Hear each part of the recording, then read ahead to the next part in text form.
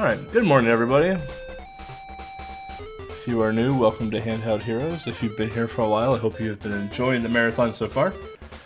We are going to be running Shin-chan 1 for Game Boy here.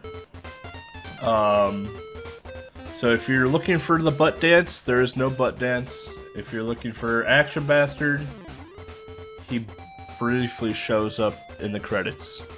So, without further ado, we are going in 3, 2, 1, go. So, this game is... it's a game. So right off the bat with this game, the movement is actually pretty good. However, everything in this game will one-hit kill you. So, and you have to be very, very careful of what you're doing. This is the best part of the speedrun right here, where we get to sit here and wait a minute and do literally nothing. So I hope you guys are having a fantastic morning. What do you guys want to talk about in chat for the next 50 seconds? So the point of this is it's whack-a-mole. So you're supposed to hit the gophers, the turtles, the guys with the bees on the helmet. You know, if you hit Action Bastard, you lose a point. I have yet to find a way to make this game go any faster, so we kind of just sit here for a minute and let it do its thing. You didn't know there were Shin-chan games? Well, let me tell you what. Euchre? There are 5 Shin-chan games for the Game Boy. And if you go back to RGL's Retrothon, I ran all 5 back to back. So yeah, we got 10 seconds left in this minigame. Shin-chan came out only in Japan for Game Boy, Game Boy Advance, and most of the Shin-chan games only came out in Japan. I think there might have been 1 or 2 that came out for like the Wii or the Wii U or whatever it was. So yeah, here we go. Back to old Shin-chan, just walking down the street. So here we're going to try and do a glitch called the double jump glitch. And we kind of got it towards the end. So on those awnings, you're only supposed to be able to do 1 jump to like jump high. However, when Shin is at the peak of his jump off of those awnings, the game reacts as if it's on a ground again. So you can do another jump right out of the air and try and get on top of that roof. So this is the hardest stage in the game, just because Shin's climbing physics are very slippery, and if you fall here, it's a death. So here we have a little bit of a timing to grab that. And the springs are something to be a little bit desired, but not too bad. So here we're gonna play red light, green light, and we gotta hope for Mossy to count really fast, like he just did. And we want Shin to lean forward, because Shin's falling animation is faster when it's forward. If Shin is leaning back, his falling animation takes 100 years to do anything about. So now we got like this gun, I guess. And all it does is just shoots bubbles. Shin-chan doesn't have an attack at all in this game. He completely relies on jumping on people's heads. It's kind of like Mario in a way. Grab and hold those branches up there. Shin will hang on there until you press up to climb up them. Oh, I jumped too soon. There we go. And then that's stage 2. So stage 3, now we introduce Whitey, which is the dog.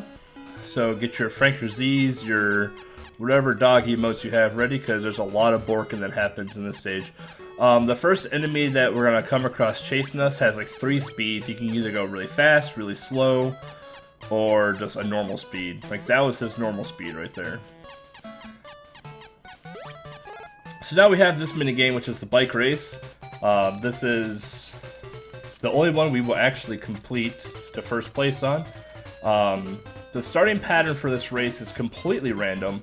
The best RNG you want is starting on the bottom lane like what we got. The second best is third lane. If you're in the top lane, it's really bad, because if you run into other racers, Shin starts to spin out of control. And this is a pretty mash heavy minigame, just because Shin needs to go fast. So that's pretty decent. So now we got some semi-precise platforming, I guess. This guy appears going to shoot a snot bubble.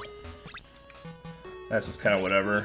You can either get a good pattern where you can get up here before he shoots, or You just have to wait. So this is the slide jump. This is a pixel perfect jump to get on top of this hill right here. Yeah, we got it. So now we're just gonna fall down here. If we actually jump off that ledge and let that kid shoot a bubble, there's a high chance that that kid will actually hit us with his snot bubble and kill us. So we have to be really careful with that. So here I just found that tech out about 20 minutes ago when doing warm-ups. Saves like, I don't know, half a second. And here we got another kid that shoots snot bubbles. See a nerd. So here we're coming up on the one and only boss of the game. It's pretty hard. We'll probably die a few times. It's a pretty impossible game. So now we're gonna go down the steps here. Here comes the first boss. Fun fact, this room right here is the Shin-chan 2 final boss fight as well. So this boss is really tough. So now we gotta go find Whitey again. Whitey went missing, now we have to go find him. So here we're gonna yell out Whitey a bit. For those of you who have never watched the anime, his name is Whitey in the American version. I don't know what his name is in the Japanese version.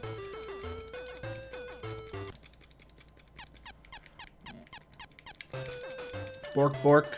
Bork, bork. Maybe. It'd be close. World record is 609. I had a 610 in practice today. Probably not world record. No, not world record. We still got another cutscene to go through. It'll be close. It'll be a good run, though. And that's Shin-chan. So we're 3 seconds off world record. So yeah, hope you guys enjoyed that run. Pretty fun game. I think casually this game took me, I think, about 11 minutes to beat. So, yeah.